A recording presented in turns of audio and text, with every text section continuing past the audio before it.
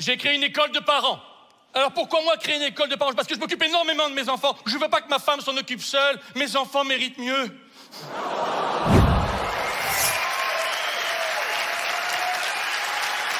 Bonsoir. Je suis venu pour vous faire un extrait de mon nouveau spectacle, Le Petit Dernier. À chaque fois que j'ai un enfant, je fais un one-man show. Et comme j'en ai eu un quatrième, ma femme a mis au monde un quatrième enfant. J'ai absolument tenu à être là pour l'accouchement. Comme j'avais pas été là à la conception, ça me gênait. J'ai 4 enfants, 2 garçons et 2 échecs.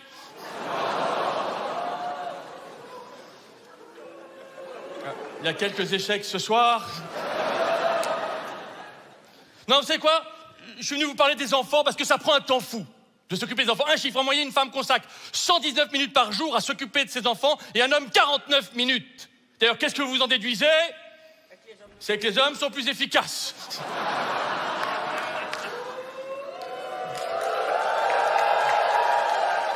Je vous laisse calculer, mesdames.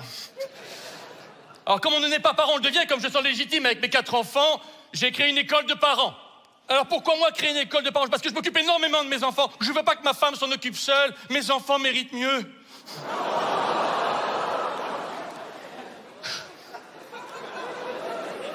Alors, quand même, non. Alors, comme je sens qu'il y a des papas qui sont pas aussi concernés que moi, je voudrais faire un petit questionnaire, messieurs, dans votre tête. Vous répondez dans votre tête pour voir où vous en êtes en tant que papa, d'accord? Première question, messieurs.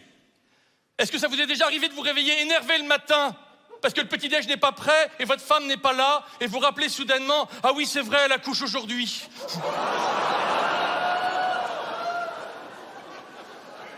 Vous répondez dans votre tête. Deuxième question, vous avez toujours la photo de votre enfant dans votre portefeuille parce que petit A, il vous émeut chaque jour. Petit B, sans ça, vous seriez incapable de le reconnaître. Et enfin, dernière question, vous voyez passer une alerte enlèvement à la télé, vous vous dites petit A, quel drame, petit B, pourquoi ça n'arrive toujours qu'aux autres? Et maintenant qu'on voit à peu près où vous en êtes, je vais attaquer le premier cours. Ça va de la conception à la naissance. Alors pour la conception, pas de chez moi. Moi, je veux plus d'enfants, en tout cas. Donc en ce moment, je regarde plein de techniques sur Internet pour être sûr de ne plus jamais avoir d'enfants. Il y a une méthode américaine qui préconise de se mettre nu et de s'approcher doucement d'un ventilateur en fonctionnement. Ma femme non plus ne veut plus d'enfants. Et hier soir, pour la première fois, elle a pris la pilule. Ça n'a pas marché. Ce matin, on s'est réveillés, les enfants étaient encore là.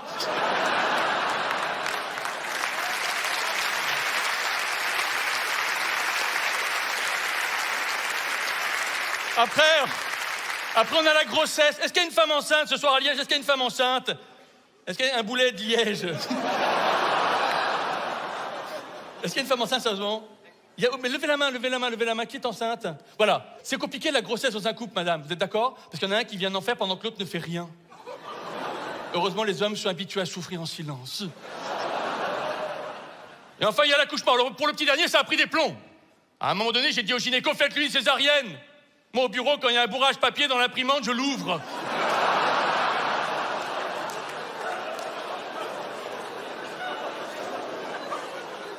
Alors, comme il a de l'humour, le gynéco, il m'a répondu, si je fais une césarienne, on m'appellera Moïse parce que j'ouvre la mer en deux, voilà.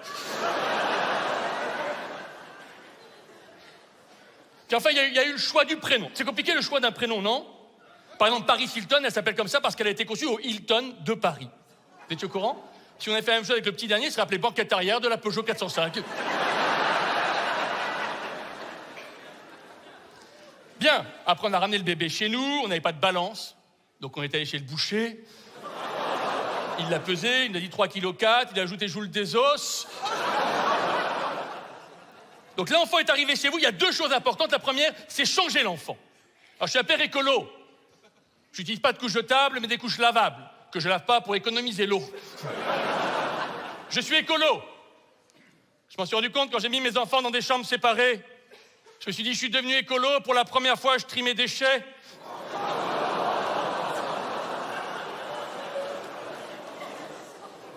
Bon, et après, le reste, c'est changer l'enfant, et c'est les pleurs de bébé. C'est insupportable, les pleurs des bébés, mais moi, j'ai analysé les pleurs de mon bébé, et c'est un langage, il veut à chaque fois nous dire quelque chose. Tiens, démonstration, balance-moi les pleurs de mon bébé. Ça veut dire quoi? Ça veut dire... J'ai faim, bravo, une autre. Bon, là, il y a le feu. Une autre. Bon, là, il est sur la rocade. Vas-y, une autre. Mais arrête, c'est ma femme qui gueule. Arrête! Moi, je fais une parenthèse, j'adore les sons de mes enfants. Il y en a, ils collectionnent les images. Moi, c'est les sons. La première fois que mon fils, il a shooté dans un ballon de football dans la rue. J'adore les sons. J'enregistre même les sons des autres enfants. Mon fils, il est dans la même crèche que le fils de Maître Gims. Eh ben...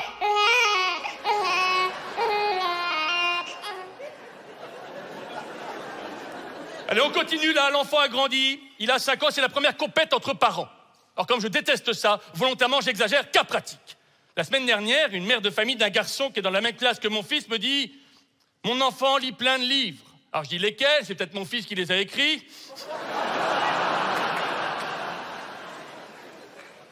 Je sens que ça va servir, ça. Bon, en tout cas, elle a voulu avoir le dernier mot. Elle a fini par me dire « En tout cas, mon fils sort avec la fille la plus jolie de la classe. » Je dis « À mon avis, c'est le mien. Il s'est fait opérer la semaine dernière. »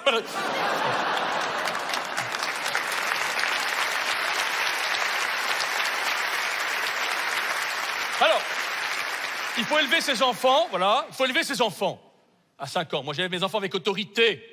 Je vois tellement de pères qui me disent que leurs enfants sont incontrôlables et ne les écoutent que quand ils veulent de l'argent. C'est pas normal, messieurs. Un enfant n'est pas votre femme.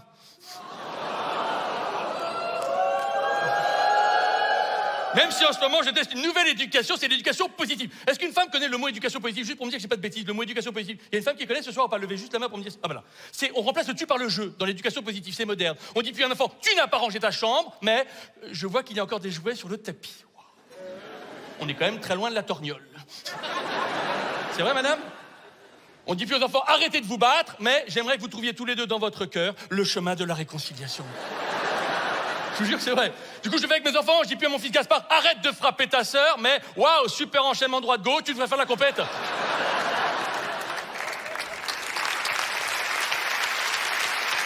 Je le fais aussi avec Je le fais aussi, du coup ça marche, je le fais aussi avec ma belle-mère. Je dis à ma belle-mère, vous êtes aigri, nuisible et irritant. Je dis, ah, c'est fou ce que votre fille vous ressemble. Donc, éducation positive, c'est hyper important de ne pas avoir d'enfant préféré. J'espère que ce soir, personne n'a d'enfant préféré. On est d'accord? Parce qu'avec ma femme, on a fait l'erreur d'avoir un enfant préféré. On s'est dit en cas d'incendie.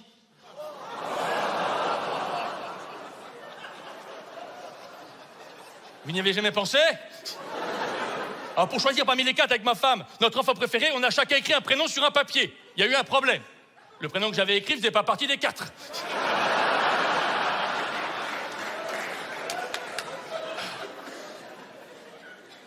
Ce que je vais dire maintenant est horrible. Avec ma femme, on a décidé que notre enfant de 6 mois serait hors concours. On le connaît depuis trop peu de temps, on n'a pas eu le temps de s'attacher.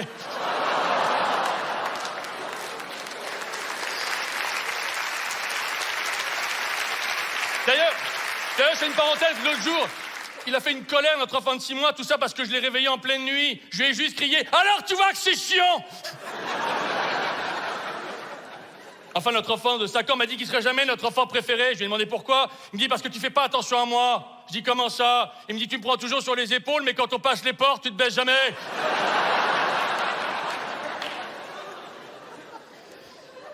Et enfin, dernier point, tenir compte de la place de l'enfant dans la famille, ça change tout. Mon aîné n'aime pas être l'aîné, et je le comprends. Qui est l'aîné ce soir? Levez la main les aînés. Levez tous les là-bas, même là-bas, partout. D'accord. Vous les aînés, vous êtes des prototypes.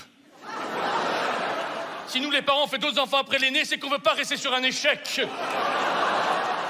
L'aîné, c'est la crêpe ratée, celle qu'on laisse aux chiens. Relevez la main les aînés qu'on vous voit bien. Il y en a déjà moins, là. Qui est second? Levez la main les seconds. Qui est second?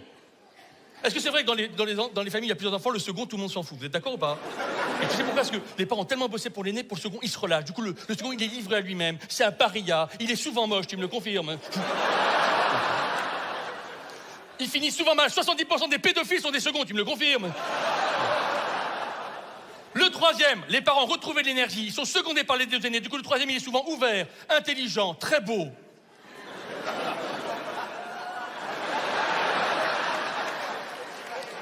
Qui est troisième?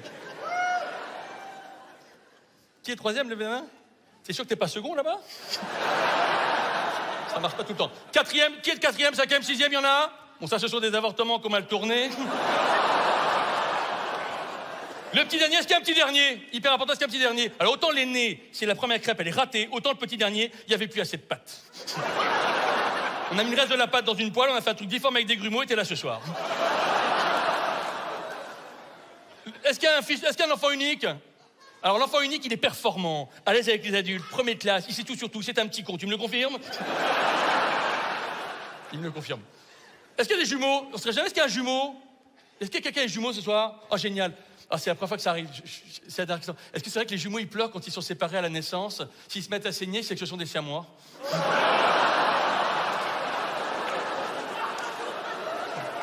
On en parle après. On va... Alors, mon aîné est un ado. Mon aîné est un ado que je trouve limité. On m'a dit c'est normal, c'est un ado. Du coup, j'ai des doutes. Du coup, j'ai analysé ma cérébrale, mon ado. Je reconnais que mes premières analyses sont fausses. Mon ado n'a pas un quotient intellectuel de poule. On est plus proche de la méduse ou du concombre. Alors bon, j'essaie quand même de créer des liens avec lui. Et notamment, je l'aide pour ses devoirs. Alors, vous allez me demander pourquoi pas sa mère. Le principe, c'est qu'il progresse quand même.